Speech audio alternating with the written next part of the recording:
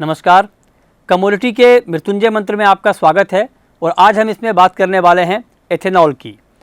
Ethanol की पूरी ABCD आपको बताएंगे और साथ ही सरकार ने जो एक बड़ा फैसला लिया है एथेनॉल को लेकर, उसका क्या इम्पैक्ट होगा चीनी कंपनियों पर, आप पर, हम पर और गन्ना किसानों पर, इस पर हम डिटेल में बात करेंगे।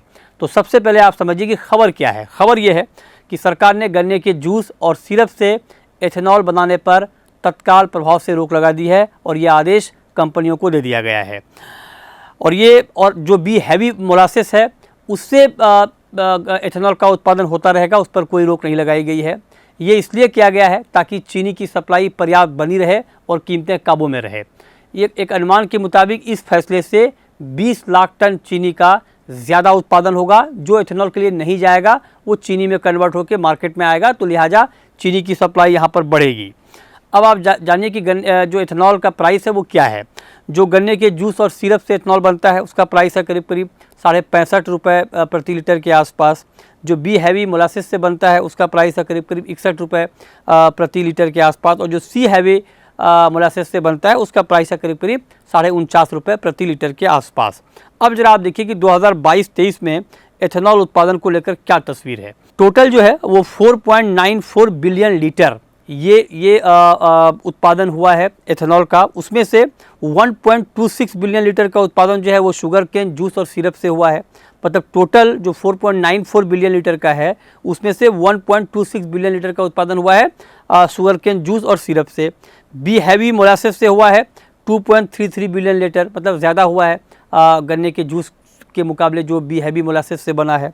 और सी हैवी मोलासेस से बना है 1.3 बिलियन लीटर। तो कुल मिलाकर 2022-23 में बी हैवी मोलासेस का हिस्सा ज़्यादा था एथेनॉल उत्पादन में शुगर इंडस्ट्री की तरफ से, अनाज से 1.3 बिलियन लीटर।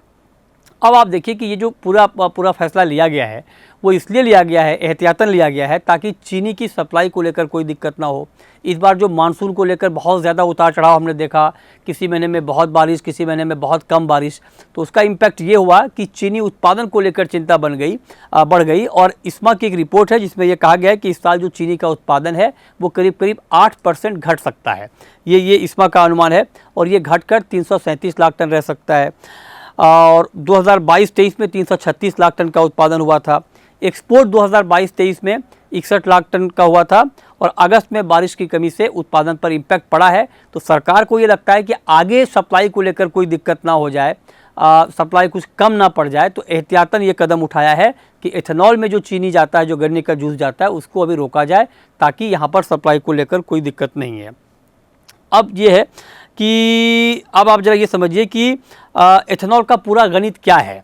और एथेनॉल का जो पूरा गणित है, एक अनुमान के मुताबिक चालू सीजन में ओएमसीज ने, ऑयल मार्केटिंग कंपनियों ने करीब करीब 8.5 करोड़ लीटर का टेंडर जारी किया था एथेनॉल का, है ना। उसमें से शुगर इंडस्ट्री के हिस्से में करीब करीब 270 करोड़ लीटर का टेंडर आया और बाकी ग्रेन इंडस्ट्री के हिस्से में गया। लेकिन ये कहा जा रहा है कि ताज़ा फैसले से करीब करीब 130 करोड़ लीटर का जो टेंडर है वो खत्म हो गया शुगर इंडस्ट्री का। अब वो 140 करोड़ लीटर ही एथेनॉल जो है ये चीनी कंपनियां बना पाएंगी। सरकार का टारगेट है, जो पॉलिसी बनी थी एथेनॉल पॉलिसी 2020-25, उसमें ये टारगेट था कि 2025 तक जो पेट्रोल में एथेनॉल ब्लेंडिंग है, मतलब एथेनॉल की जो मिलावट होती है, वो 20% के लक्ष्य तक पहुंचाया जाएगा। अब तक ये लक्ष्य 12% हासिल किया गया है 22-23 में और इसको बढ़ाकर 2025 तक 20% करने का टारगेट है। जो चालू सीजन है इसमें 15% का टारगेट था कि कर लिया जाएगा। इंडस्ट्री को ये डर है कि इस फैसले के बाद चूँकि एथेनॉल का उत्पादन शुगर इंडस्ट्री की तरफ से कम हो जाएगा तो जो 15% का टारगेट है वो पूरा नहीं हो पाएगा, इसमें गिरावट आ जाएगी। ये इंडस्ट्री का डर है, इंडस्ट्री को आशंका है। लेकिन सरकार कॉन्फिडेंट है और सरकार कह रही है कि इस टारगेट पर कोई फर्क नहीं पड़ेगा, ना तो इस टारगेट पर और ना जो 2025 का 20% ब्लेंडिंग का टारगेट है उस पर कोई फर्क पड़ेगा। इस बात का सरकार को भरोसा है। अब जो आपने सुना होगा पिछले 1-2 दिनों में बी हैवी मोलासिस, सी हैवी मोलासिस, ये क्या होता है ये जरा आप समझ लीजिए। बी हैवी मोलासिस है जिसमें कि शुगर कंटेंट ज़्यादा होता है, करीब करीब 56%, और इसमें ये कहा जाता है कि एक टन में 360 से 370 लीटर एथेनॉल का प्रोडक्शन होता है। और सी हैवी मोलासिस में 48% के आसपास शुगर कंटेंट होता है और इसमें जो एक टन में 240 से 250 लीटर जो है वो एथेनॉल का उत्पादन होता है। तो ये एथेनॉल की पूरी कहानी है। लेकिन कुल मिलाकर अब आपको अगर हम बताएं कि इसका इम्पैक्ट क्या है, अब इसका इम्पैक्ट चीनी कंपनियों पर यह है कि चीनी कंपनियों का ये कहना है कि उन्हें नुकसान हो जाएगा। नुकसान इसलिए, सिर्फ इसलिए नहीं कि जो एथेनॉल के लिए जो गन्ने का जूस जाता था वो नहीं जाएगा। अगर एथेनॉल के लिए गन्ने का जूस नहीं जाएगा तो उसका चीनी बनेगा, तो यहाँ पर उतनी दिक्कत नहीं है, क्योंकि अगर वो चाहे गन्ने का जूस बेचे चाहे चीनी बेचे, बात बहुत हद तक बराबर है। यहाँ दिक्कत नहीं है। दिक्कत इसमें है कि जब एथेनॉल कंपनियाँ बेचती थीं तो उनको पैसा तुरंत मिल जाता था, पैसे मिल जाते थे, उसमें कोई दिक्कत नहीं होती थी। लेकिन चीनी के साथ दिक्कत ये है कि चीनी रेगुलेटेड है और चीनी हर महीने का कोटा जारी होता है, उससे तय कोटा से ज़्यादा कंपनियाँ चीनी नहीं बेच सकती हैं। तो लिहाजा अगर मान लीजिए किसी कंपनी के पास अगर 100 टन चीनी है, एग्जाम्पल के तौर पे आप ले लीजिए, तो उनको 12 महीने में बेचना पड़ेगा अलग अलग। एथेनॉल के साथ ऐसा नहीं था, एथेनॉल बनाया आपने, दिया कंपनियों को, अपने पैसे मिल गए। तो एक बात ये हो गई। दूसरी बात ये हो गई कि जो इंफ्रा पर खर्च किया है चीनी कंपनियों ने पिछले 4-5 सालों में, बहुत हैवी इन्वेस्टमेंट हुआ है, उसमें दिक्कत आएगी। जहाँ जहाँ सिर्फ एथेनॉल बनाए जाते थे उस प्लांट का क्या होगा, ये सब चीनी कंपनियों को डर है।